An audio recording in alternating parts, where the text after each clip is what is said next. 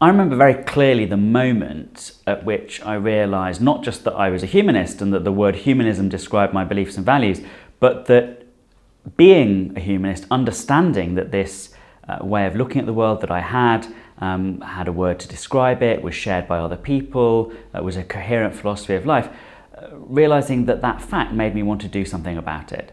And I realised that it wasn't enough just for humanists, people with the beliefs that I had, to sit around acknowledging their own beliefs, but really we had to translate those into action, that the job of building a better world, a more humanist world, where there would be more protection for human rights, where there would be better treatment of people as individuals, where there would be more dignity, more freedom, all of those humanist aspirations would only be achieved if we actually did some work to try and make it happen.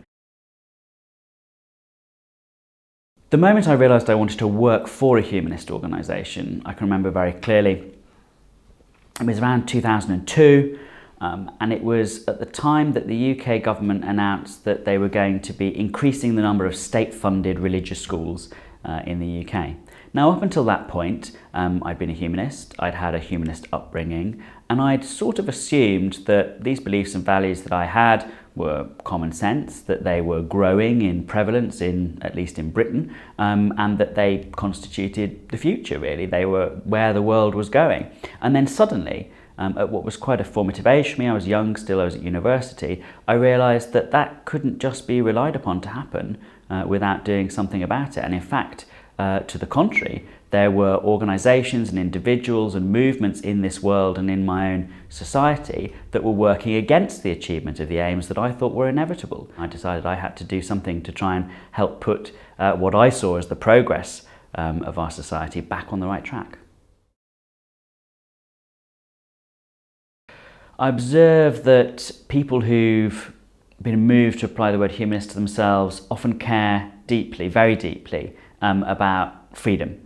Freedom of thought, freedom of expression, freedom of conscience, freedom of choice.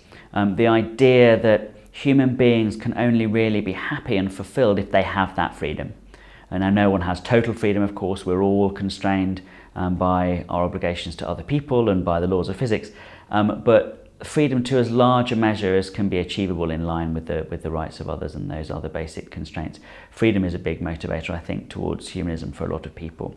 And once having identified themselves as humanists, often they'll go on to promote that freedom for others.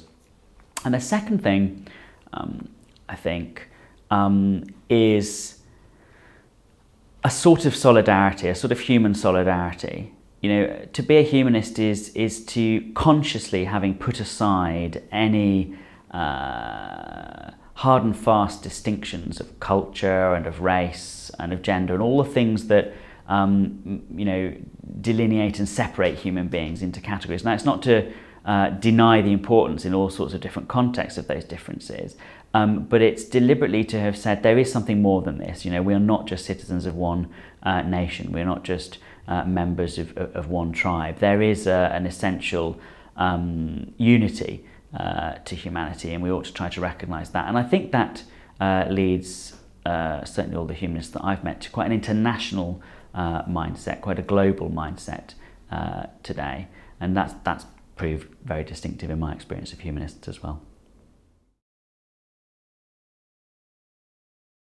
I'm a humanist, so I think that we all in life make our own meaning. Meaning isn't something out there in the universe waiting to be discovered because it was all created by some other entity. Meaning is something that we make ourselves in our lives.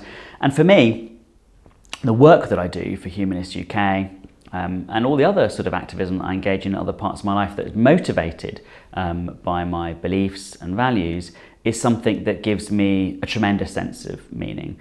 I acquire a sense of purpose from what I'm doing. I feel that it has significance. I think that I'm making a difference. And all of that, for me at least, is a vital ingredient of my own sense of fulfillment in this life.